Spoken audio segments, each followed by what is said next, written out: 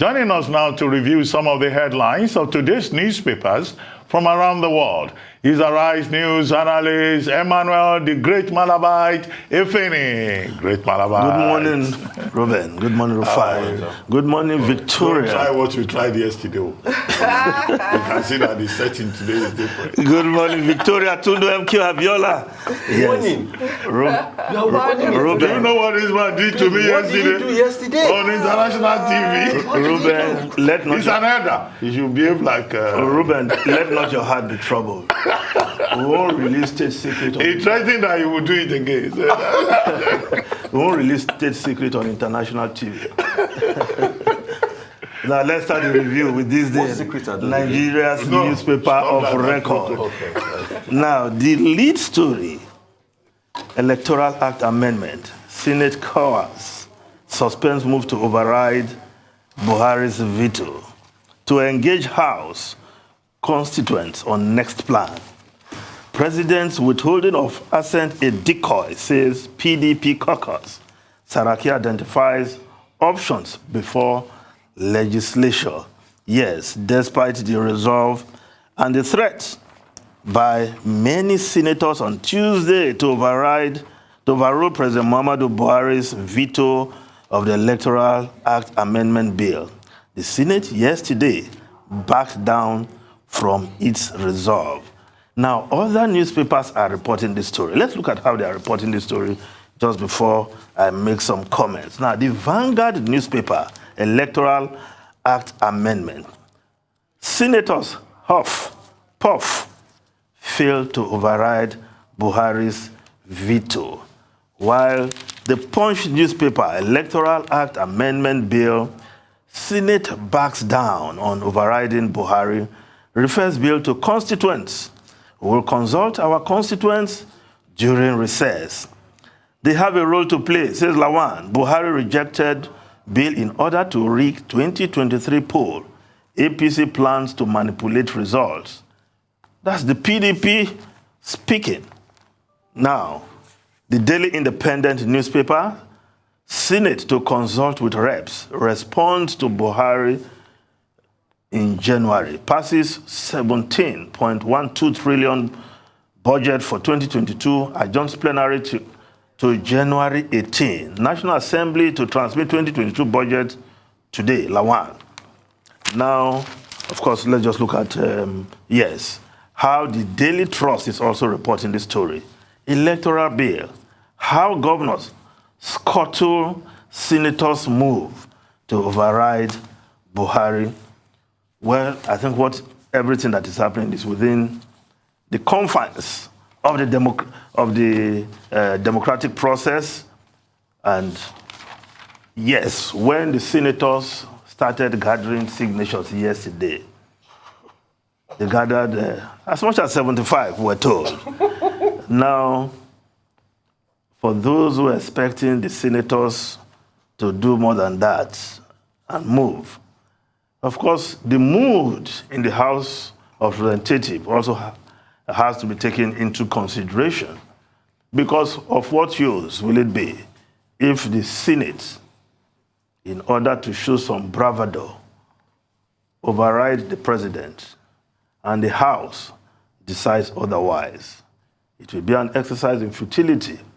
Yes, you will say this, the Senate, they have recovered their pride, but again, this is not about personal ego or the ego of any group. But a number of issues, and for clarity, President Muhammadu Buhari, who many have reminded that he was a beneficiary of direct primaries. Is he opposed to direct primaries? I don't think that's the true picture. The picture is that President Muhammadu Buhari, in his well-documented response, said the imposition of direct primaries as the only way to pick candidates for political parties, fraught with a number of economic implications, security implications, amongst others.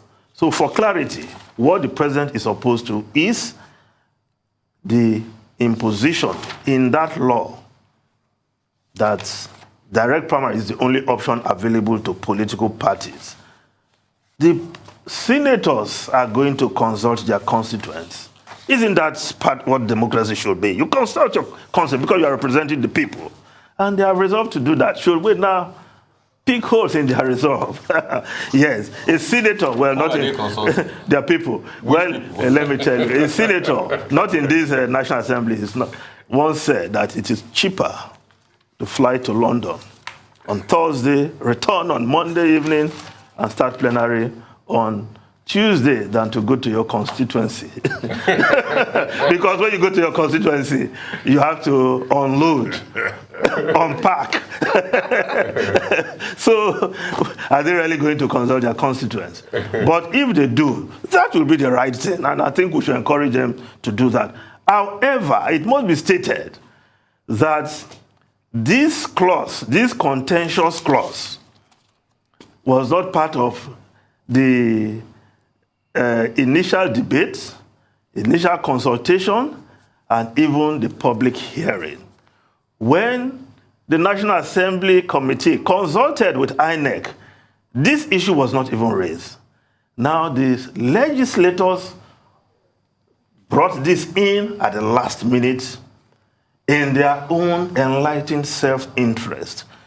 They have not committed a crime. It's allowed. I remember a cover story done by Time magazine some time ago, how legislators infuse some extraneous clauses in the process of lawmaking, and it becomes law. Some people will benefit, and it is within their purview, their rights, their duty to do so. But now they say they want to go and consult their constituents, because this clause was not a product of consultation in the first place. It was the legislators who felt, how can we stop the governors from playing the godfather role? This is it. But now that this clause is becoming the dirty bathwater, if I may borrow that term from Honorable Gbajabiamila, the Speaker of the House of Representatives, we have to do away with the dirty water and save the baby. Because, as we have heard over and again, a number of very good reforms which are in that piece of legislation that will make for credible election going forward. I want to believe, President Buhari is not against reform, because if he doesn't do it now, I don't know what legacy he will be leaving behind. So I want to give the President Muhammadu Buhari, the benefit of doubt, because he was very clear on what he was opposed to in this piece of legislation.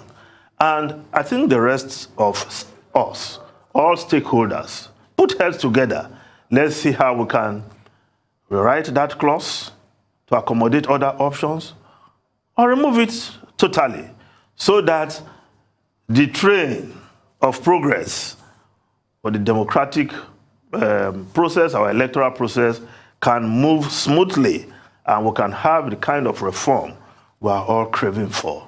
The president has to do the needful. But, of course, Femi Gbajabiamila set the tone when he said, well, we are going back to consult and see how we can deliver to this nation a very good electoral act that we'll all be proud of, that will also enhance the process, our electoral process. So let's all urge the senators and the House of Rep members to do what they have to do.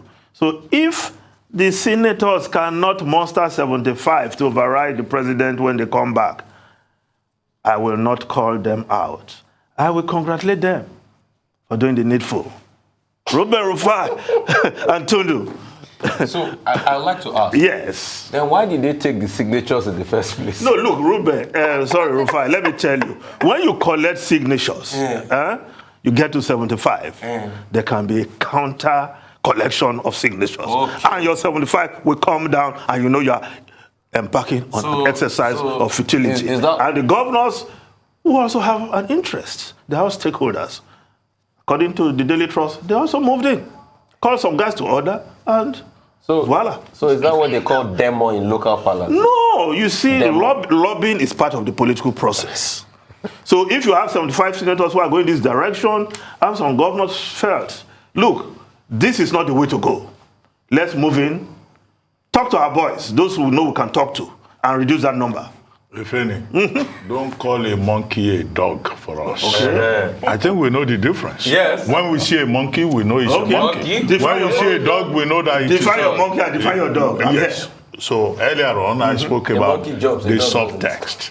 You recall that, the thing had become some kind of ego conflict, which we want should not be the case, between governors supporting the president and the lawmakers on the side of the people of Nigeria, saying that, look, direct primaries will probably solve some of the contradictions in the electoral process. And then the governors did not like it, of course. The governors came forward, including Samuel Otom, including Kayode Fayemi. Who is the chairman of the Governors Forum? Who is chairman of the National Governors Forum, saying that the president had acted properly.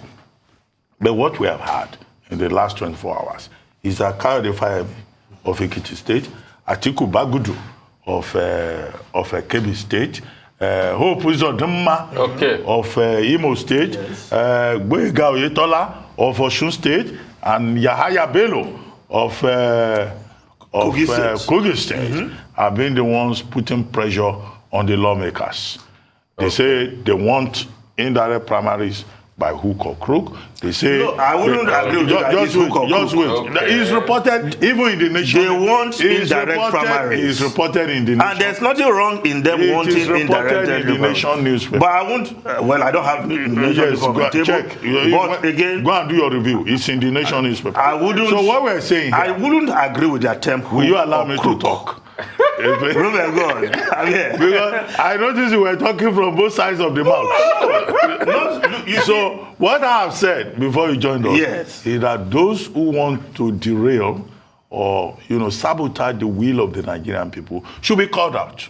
Okay. And we have mentioned the names of these governors who have been identified as the people behind what looks like a sabotage of the people's will. Second point, you made the point that the people were not consulted on this particular issue. That is not true. We've been having public hearings on electoral reform, electoral amendment bill, for years. And the people of Nigeria, including civil society organizations, have spoken. And it is on the basis of this... Only direct primaries? Look, it is on the basis of this that 70 civil society organizations, 2 days ago, signed a statement saying that any attempt to revert or to, put lipstick on the pig on the issue of mode of primaries will amount to a violation of the people's will. Are you saying then, that the people of Nigeria have not spoken? And I've made the point. You are saying it's expensive to visit constituencies, that it's cheaper to go to London. No, that's not an argument. No, what it's I'm telling you is that it does not follow this is what some legislators feel. And I'm saying I'm not saying they shouldn't go to their constituency. Yes. How many of them can actually go to their constituency? Because it's expensive. And consult widely with the people. And I've said it's just a subterfuge. I know they will say it's Christmas time. How many of them will go to their constituency? But they are saying they are going to consult. They have said they are going to consult. With who are they? With their people. Who is going to give us the proof? We want transparency. So this should not be anybody imposing their will on Nigerians. The people of Nigeria, they have a right to say this is what we want. Yes. When we test it, if it does not work, we reverse. The same people of Nigeria will say, okay, we do not want this again. Yes. So the freedom of the people to choose and decide is what must be protected. And there must be transparency. Ahmad Lawan cannot come and say we don't want to embarrass the president. This is not a law for the president. It's a law for the Nigerian people. And the people have a right to make a mistake. In the same manner in which they have been making mistakes, appointing the wrong people into important positions that project the Peter's principle. Peter principle. When you elect people, promote people to their level of incompetence. And it's ordinary people like us who pay the price. Well, this is the hall of shame right now that you've just mentioned. Very and good. for me, I'm not particularly wedded to the idea of compulsory direct primaries, but my goodness, the action of this Hall of Fame that you reeled off actually makes me more convinced that we must have direct primaries. You have senators who are beholden to governors. How are they representing us? And they must represent us. And I believe that they will. I see this. No, this is why I'm saying they're making the case for direct primaries with their shameful behavior. No. And I feel that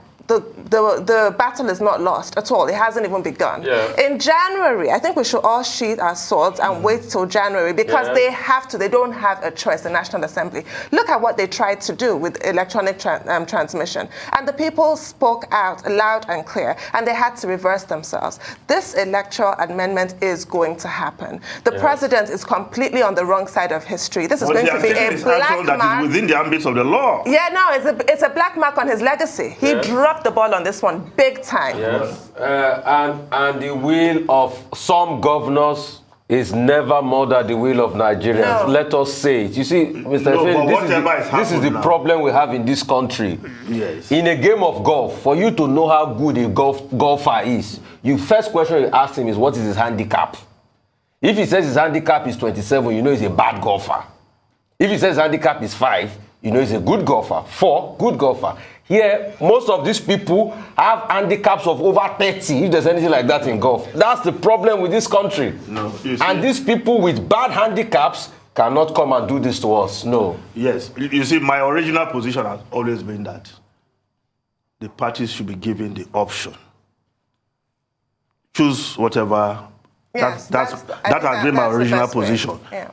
However, I won't impose one system in this law. What is going on is within the ambits of the process of making law. You send it to the president has refused to sign. Yeah.